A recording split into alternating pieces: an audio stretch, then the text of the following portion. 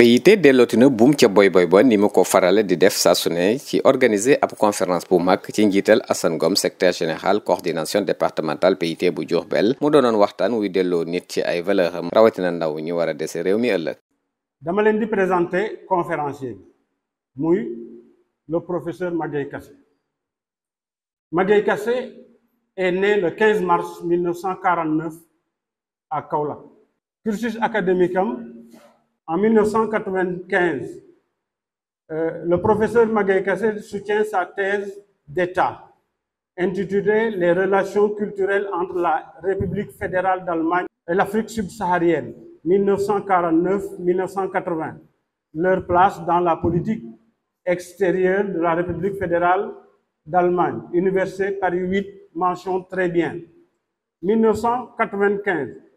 il devient maître de conférence. Inscription sur la liste d'aptitude aux fonctions de maître de conférence. La session du CAMES de 1995. La session du CAMES de juillet 1999. Le professeur Magueye Kassé devient professeur titulaire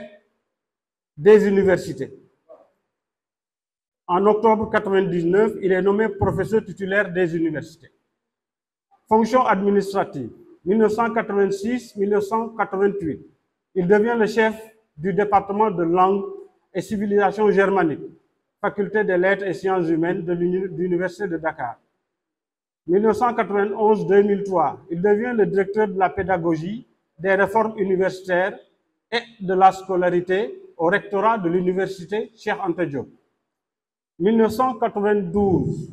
96, 98, 2000, il devient le représentant de l'Université Cheikh Anta Diop de Dakar à la commission équivalence et reconnaissance du diplôme au sein du Conseil africain et malgache, le CAMES, de l'enseignement supérieur. 1996-2001, il devient le coordonnateur de l'Institut de formation et de recherche en population, développement et santé de la recherche. Il aura les distinctions suivantes. 1995,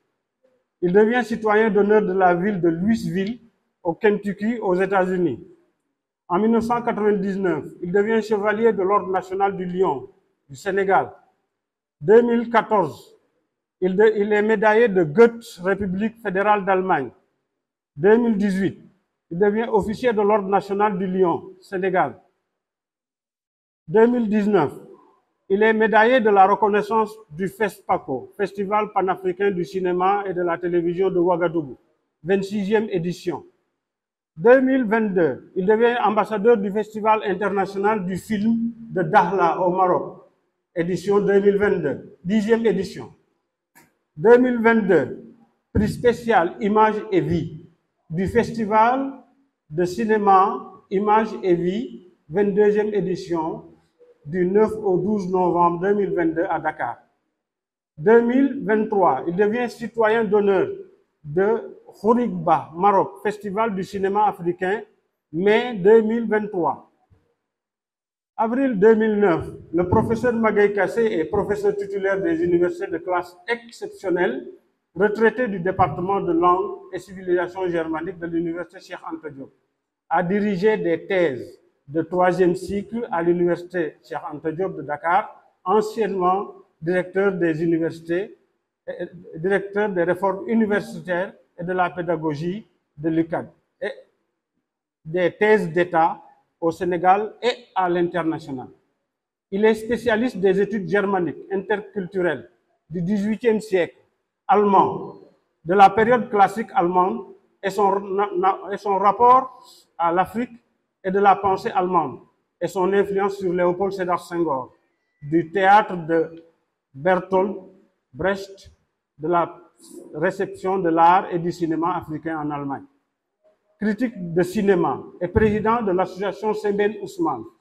auteur de plusieurs publications sur le cinéma. Il est titulaire de la médaille de reconnaissance du FESPACO.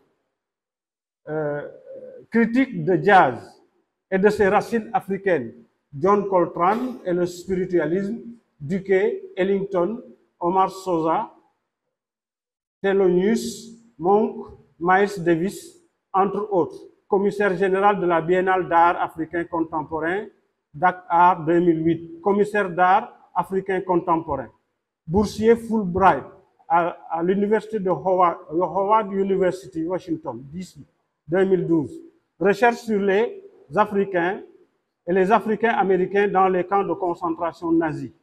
Le professeur Magueye Kassé est directeur de la cellule Assurance Qualité de l'Université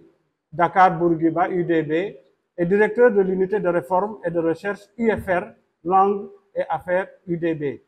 Il enseigne aujourd'hui un module intitulé Identité et représentation dans les aires culturelles africaines. thème conférence bi nag doonoon jeunesse engagement ak responsabilité ana lu waral thème bu ni mel professeur.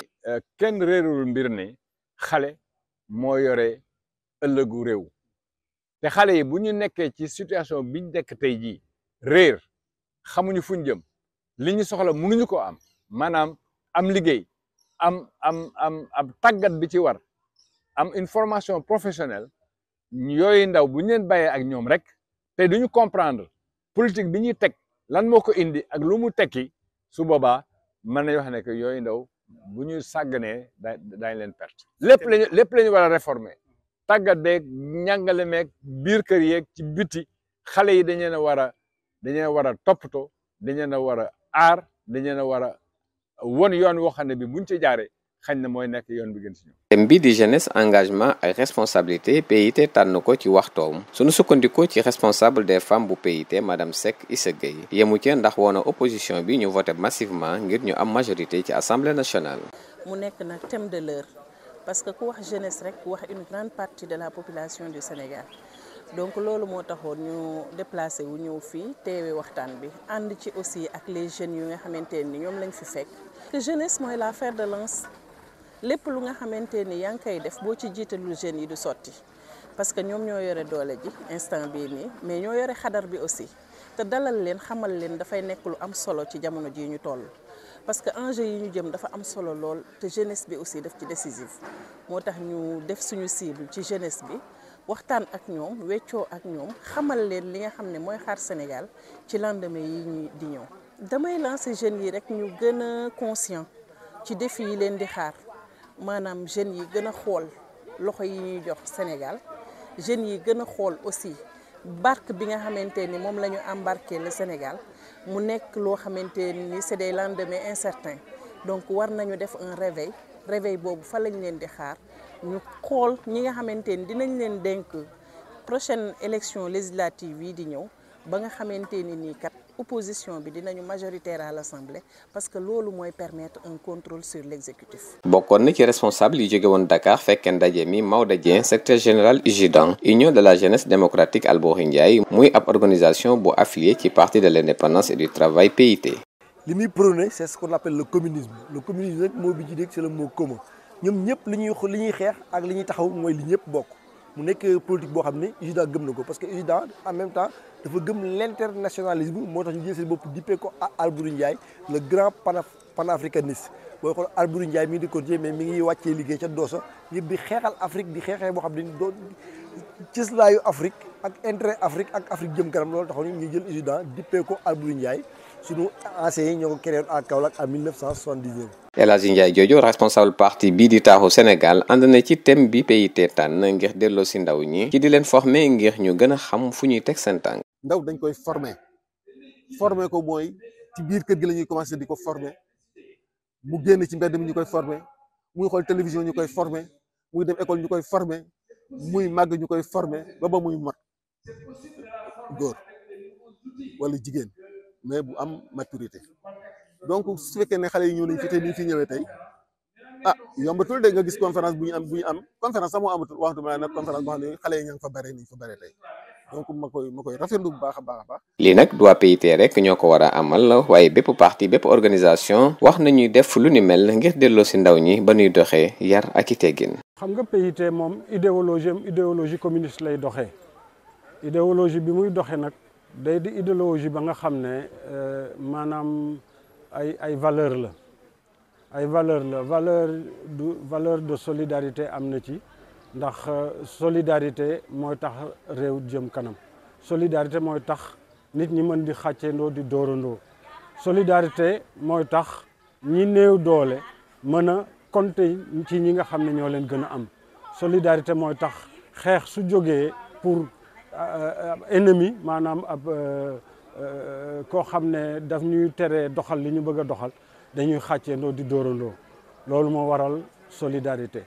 waaye valeur beneen bi it def di valeur u intégrité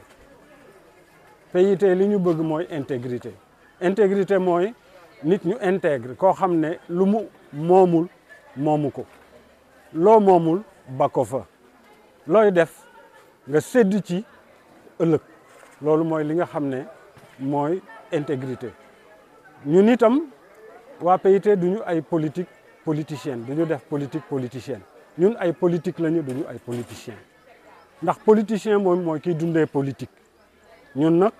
dundee wuñu politique waaye ñun dañuy li ñu soxal rek mooy lu jëmale réew mi kanam indépendance su réew mi liggéey pour développer wu looloo tax ñu bëgg vertu yooyu valeur yooyu ñu incarné ko ci jeunesse yi ci jeunes yi ndax ñu xam fan la ñu war a teg vraiment seen tànk parce que indépendance moom indépendance véritable lañ bëgg bëgguñu indépendance boo xam ne dafa sooxe waaye indépendance dëggantaan moom la ñu bëgg looloo tax ñu bëgg di waxtaan ak xale yi pour gën leen a xamal lan mooy seen wareef. Babacar Sall, Diourbel, Radio Moubarak TV.